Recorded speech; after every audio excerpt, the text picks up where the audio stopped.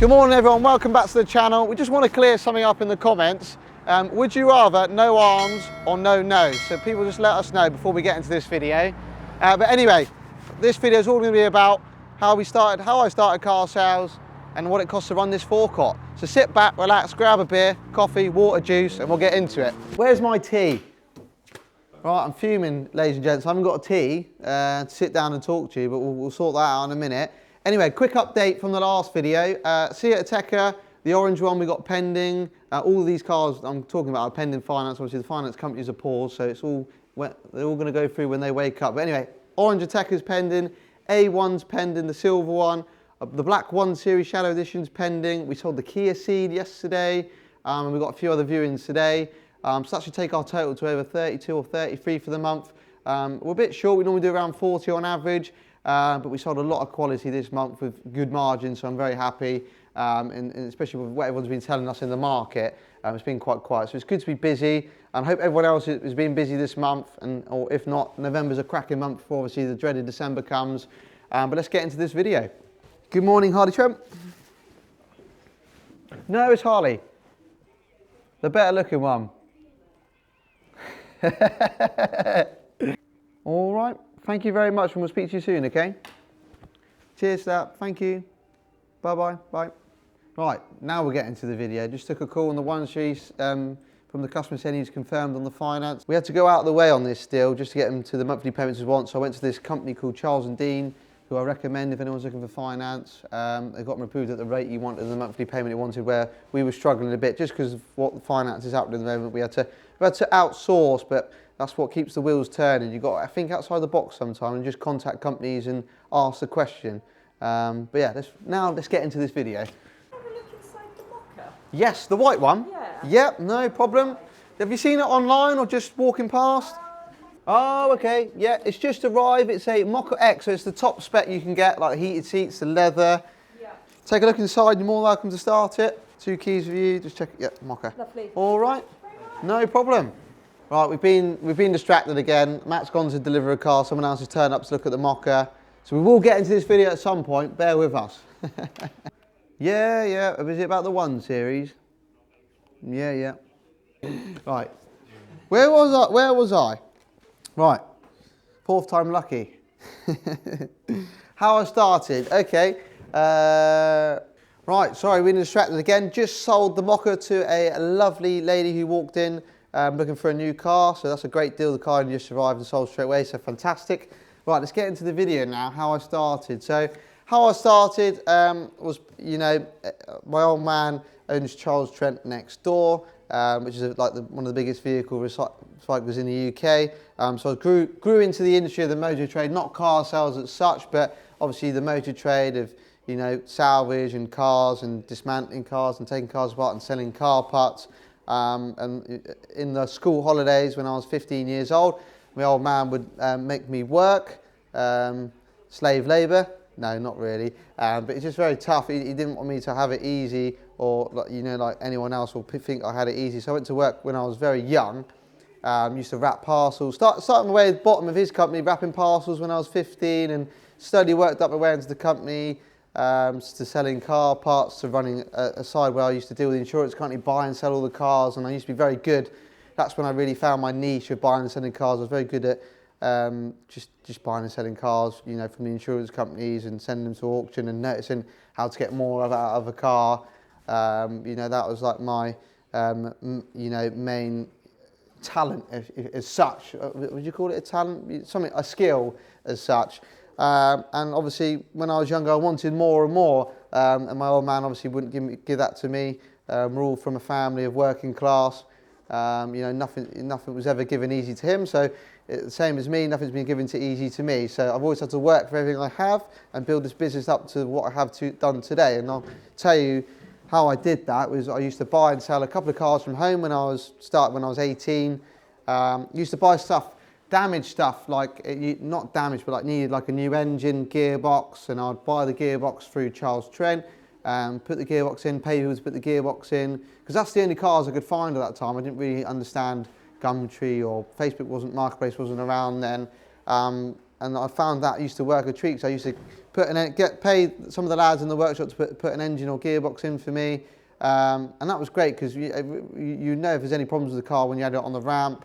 And then obviously we'll bring up some adverts of cars I used to sell, and just did cheap cars, stuff under 5k. Obviously saved up some money, and I was working full time at the time with the old man, so I had money to buy cars. I used to just do 1-2 cars a month, very minimum stuff from home, and it used to work really well. I used to top my wages up every month, and then I just wanted more and more. You get in a position where you want more and more, and start taking things seriously. Working with family, is very hard. Obviously a lot of arguments, you can't have your input you want, and I always, wanted to do more and make more for myself, and I couldn't get that working with family, so I decided to take the leap to leave the family, which is very tough, and work for myself, but like I said, to start trading cars from home, to build up to myself to a certain level before, right, now it's time to take the leap to the new, I need a premises, but I obviously didn't have too much money to afford a forecourt, but I was searching through Facebook one day, and I found a lovely forecourt that just come up was a car dealer before, that's been there like 30-40 years. It was roughly £1,200 a month, and if I sold a certain amount of cars, I could afford the place and obviously have a wage out of it as well. It wasn't an amazing wage, but it was, for me, it was more freedom, making my name for myself, and doing it like that. Which I absolutely love, and we'll bring up some shots of the forecourt, some of the cars I used to sell on the forecourt, because they're all prepped them exactly the same as I did then as I did now. With car sales, you need to make sure if you're going to start, you do it properly from day one.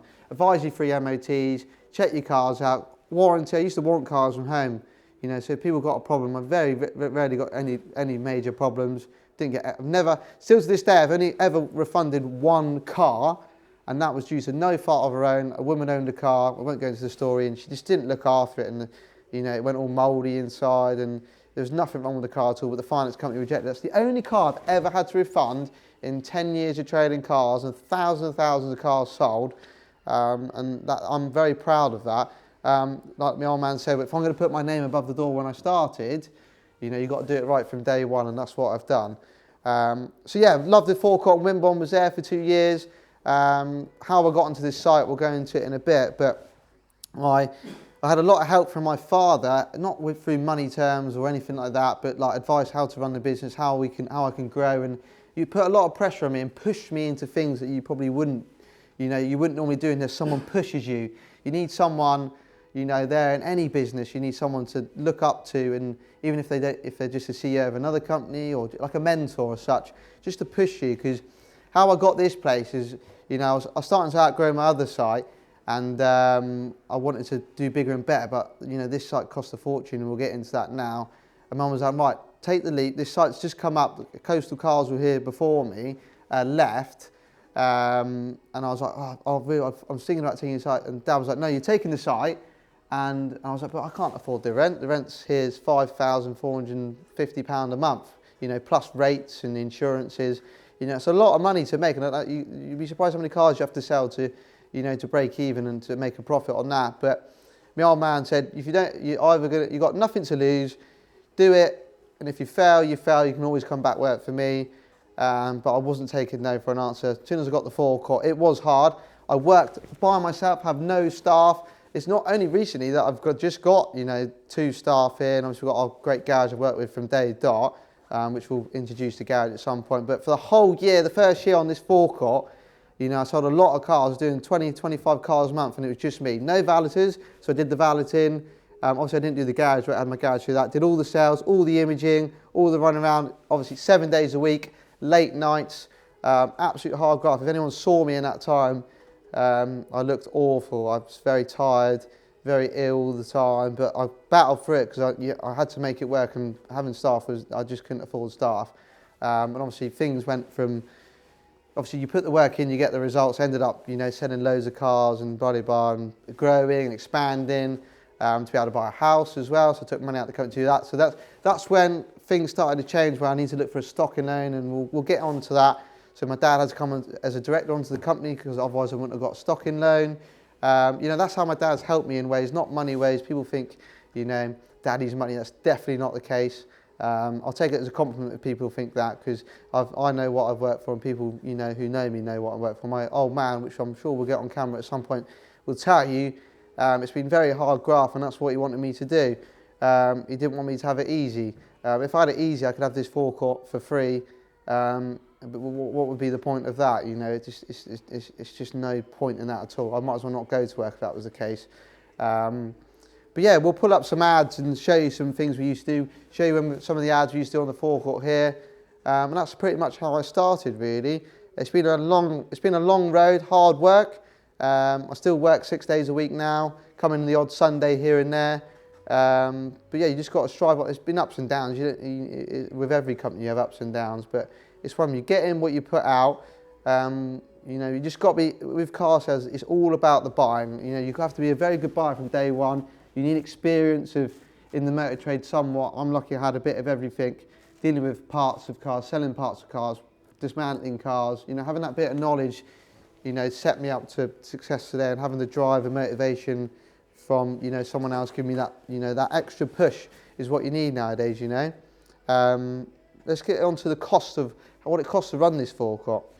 So let's run some numbers of where we are at today as a company. We won't go too much into detail, but just to show you, how from zero to where we are today. So, we averagely probably sell between 35 and 40 cars a month at the moment. I want to join the exclusive 50 car a month gang, which it takes a lot. Obviously, it's all about stock. I have a forecourt that could stock 70 cars, but we're only really stocking 20 at the time. We're turning our cars over twice a month, which is, if anyone is a car dealer watching this, that's pretty good. It's just we just buy the right stuff. I don't overbuy, because overbuy can cause you problems and end up losing money. And we always buy the stuff that we know how to fix, and knowledge is power in any business. But this year obviously is going to be turning around the 6 million mark. That sounds a lot. Turnover is vanity, profit sanity, as everyone knows. But we've just been growing and growing every year. My main achievement the next 2 years is to get to 50 cars a month. Just need to do that with stock and finding the avenues to stock. And I don't really want to. Do I want to open another forecourt? Probably not. You get to a level where you're comfortable and you're happy. It's not about chasing money or chasing a rabbit down a hole these days, is it? You want to be comfortable and happy, and I also want to enjoy my life with my daughter, who's just turned 1. I've been working hard, but I could work myself into the grave for the next 30 years, but I don't want to be doing that. I want to join some family time, which that's what it's all about, isn't it? Motivation comes from your family, isn't it? My daughter motivated me ridiculous amounts, and that's why I work hard now. When she was born, bless her, and fair play to the missus, I went straight back to work. I didn't have any maternity leave because I couldn't afford to. They're going on holiday next week. Am I going with them? No, because we've got one last trading month before the dreaded December. So these are the sacrifices I'm going to take now, easy till I'm 35, maybe 40. Let's see how the world and the market changes. But this is stuff you've got to do to become successful. You've got to take these sacrifices, which hurts me every day, and I'm sure everyone else does the same sacrifice for their own family. But my old man always still says to me now, you've got to try and enjoy family time as much as you can, even though I don't, but it's one of them. So yeah, let's talk about how much this forecourt costs, because I think, let's put an idea into people's heads. So rent a month on this forecourt is around $450 a month. That's a month, plus your rates, which is about £500. Because of the size of the premise, you don't get rate relief or anything like that. That's a direct debit to the Bournemouth and Poole Council every month. You've got your insurances, you've got your motor trade policy, your insurances for the forecourt. That's easily like 5k a year, each one, easily. You've got your gas and electric. You don't do gas, but you've got like your electric as well. That's about £300. That's come down actually. Obviously we had that spike because of what was going on in Russia. That's come down, but it's about £300 a month. These lights on the forecourt are very expensive if you keep them on, so I turn them off as much as I can, especially winter's coming, so obviously you're going to spend more on electricity, but in the summer it was around £300 a month. Obviously you've got your staff costs as well involved. In Auto Trader, which is very expensive, that's minimum 4k a month. Depending on, you can get less, or you can get even higher, depends on what package you want and how many cars you have. That's about 4k a month. You can see the type of overheads to you know, before you even open the doors, it's quite daunting, and every month you end the month and you're knackered, you go, right, we've done it this month, you kind of graduate, then the first comes, you're like, oh, you've got to start it all over again, clean slate. So yeah, it's very daunting, and it does give you sleepless nights. I'm sure any business owner will tell you that, and we don't, every month's different, you know. If it was easy, everyone would be doing it, and if every business owner has the same thing, it's daunting, but we all manage to get through it, and that's what it's all about. So yeah, that's what kind of the Forecourt cost and how I started. I haven't really gone too much into detail, but it gives people an idea. So if you're looking to get started, you know, you can get started into car sales, anything. You can go, just take the leap. That's what everyone needs to do. Anything you want to achieve and do, you just got to take the leap. You know, it's scary, and you may not earn a lot for the first, you know, year. But unless you take that leap, you never know. You don't try, you never know, will you? So yeah, if that encourages anyone, take the leap, take the jump. It's scary, but just go for it. And if anyone needs any advice or any help, I'm more than happy to help anyone.